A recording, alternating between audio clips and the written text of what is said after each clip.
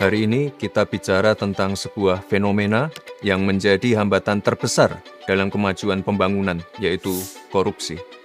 Korupsi adalah kejahatan luar biasa yang tidak hanya menghambat pertumbuhan ekonomi, tapi juga menciptakan ketidakpastian iklim investasi, menurunkan kualitas layanan publik, dan lebih berat lagi, merugikan masyarakat secara luas.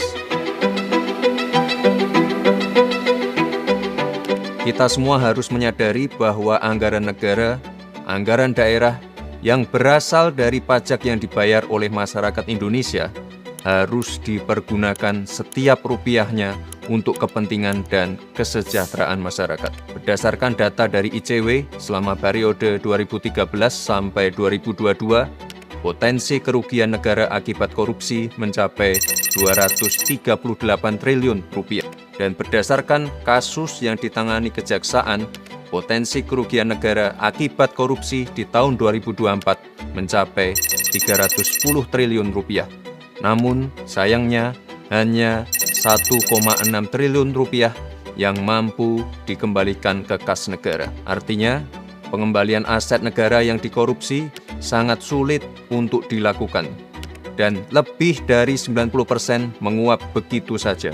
Bahkan justru tetap bisa dinikmati oleh pelaku dan kerabat pelaku. Memang penyimpangan ini tidak hanya terjadi di satu, dua, atau segelintir negara saja, tapi hampir semua negara mengalaminya. Namun, respon dari masing-masing negaralah yang menjadi penentu keberhasilan pemberantasan korupsi.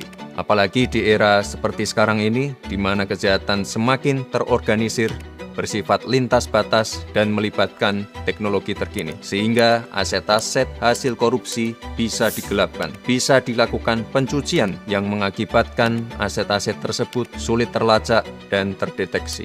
Oleh sebab itu, Indonesia sangat perlu memperkuat sistem hukumnya agar mampu mengembalikan aset negara, membuat jera para pelaku, serta melindungi masyarakat dari potensi kerugian akibat korupsi. Teman-teman, komitmen dari Bapak Presiden sebagai pucuk pimpinan negara sudah sangat jelas, yaitu mendorong penuh pemberantasan korupsi dan pengesahan RUU perampasan aset. Kerugian negara yang dia timbulkan, ya harus dikembalikan. Makanya aset-aset pantas kalau negara itu menyita. Ini bukan sekedar pernyataan biasa, tapi kesungguhan Bapak Presiden untuk memerangi korupsi dengan instrumen hukum baru yang bisa membawa manfaat besar bagi bangsa.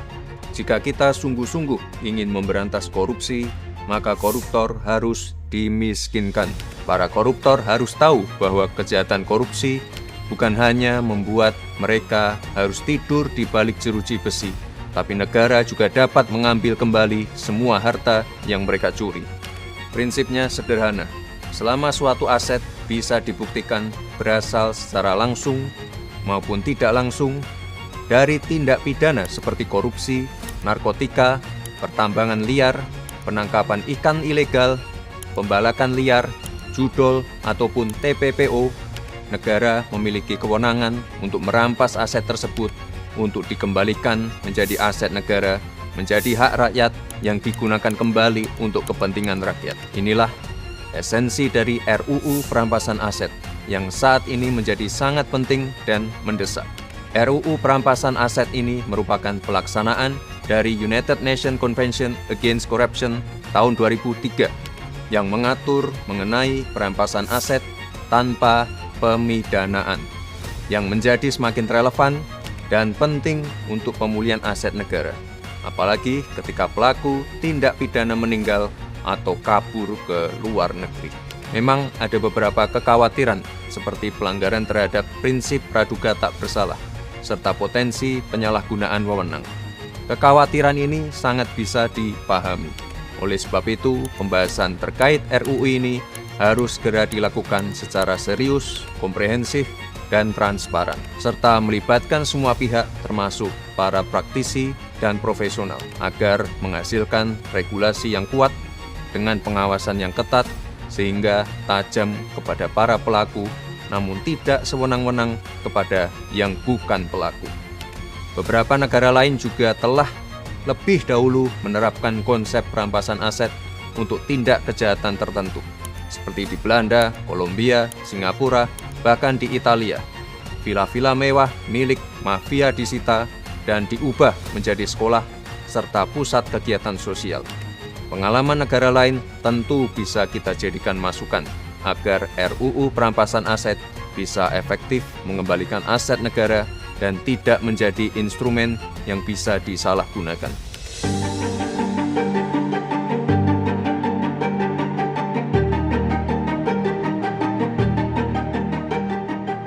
Oleh sebab itu, mari bersama kita kawal proses ini agar apa yang menjadi kekayaan dan aset negara dapat kembali kepada negara dan sepenuhnya bisa digunakan bagi kepentingan dan kesejahteraan masyarakat, tanpa adanya penyalahgunaan kewenangan. Perang melawan korupsi harus tanpa kompromi, dan inilah saatnya uang rakyat dapat kembali sepenuhnya untuk rakyat.